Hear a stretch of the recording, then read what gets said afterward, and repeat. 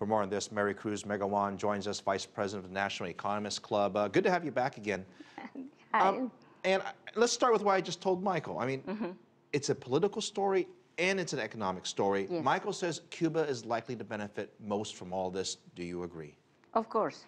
There's no question that they will benefit more if this happens. But we have to see if it's actually going to happen. The European Union is trying to show to the world that they can get into some agreements with Cuba through dialogue instead of isolation, as the United States did with the US embargo. That will be a good message for them, a good way to get more trading partners, to improve their political image. I think that will be the gain for Europe, but for Cuba, it's different, you know. They will have to meet the requirements from the European Union, and these are not easy requirements. I mean, it's not just about a deal with the EU, and this, if they agree to all this within the next year, the negotiations, this is a game changer, isn't it? It will be, but Huge. as I said, they are asking for governance. What is the history of governance in Cuba? They don't have any true representation from the Cuban people. Human rights, the violations list is very long. Democracy, what kind of democracy? They don't have a democracy. Okay, but we all sides know that going in, so I guess can they find a place to compromise? Well, Cuba has a very strong incentive. They just passed the law of investment law. They are desperate, really desperate for foreign investment.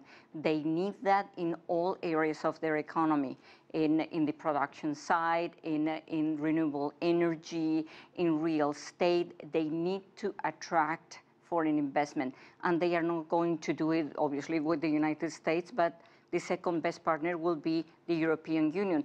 Up to now, they were having, we all know, with Venezuela, a lot of dealings, and they are having, I think, some support also on some treaties with Brazil in the area of renewable energy, biotechnology, but that's all they have at this moment. Here's the other elephant in the room.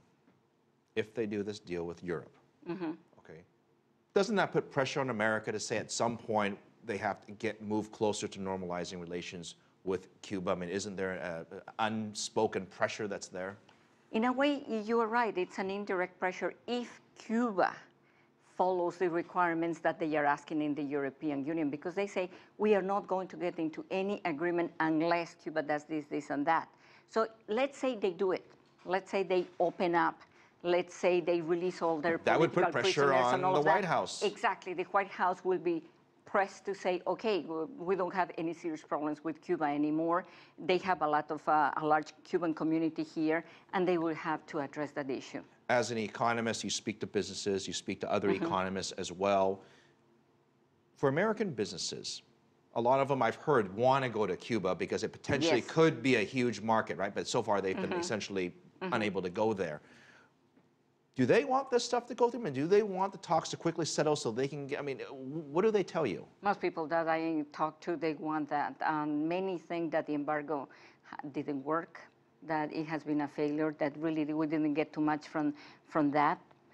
So they do want to start business with Cuba. But again, for example, the Cuban state doesn't allow any foreigner to have property in Cuba. You can use the property, but you can own the property. You cannot invest on anything you want.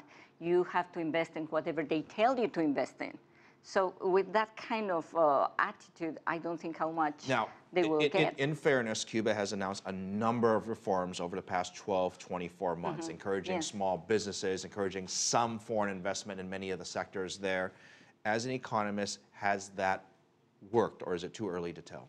I think it's too early to tell, and actually this time I will be a little bit pessimistic, because although they passed that investment law, I was reading the investment law, they just passed, which is very, very good, but they still kept the most important hurdles that I was talking about. And unless they get rid of that, I don't think it's going to work in the way they are expecting. Okay, very, very quickly, your view on the overall economic outlook for Cuba. Without the changes you're making, you're pessimistic, you're saying? Well, it's very pessimistic. For many years, they had been being supported by the former Soviet Union. Then they were having a lot of goods and services from Venezuela. Now Venezuela is doing pretty badly. They need somebody else. They really need to be independent, finally. After 1959, they haven't been independent, let's face it. So they either start a more capital free market economy or they are not going to go anywhere. It's a big step. Maricruz Magowan, Vice President of the National Economists Club.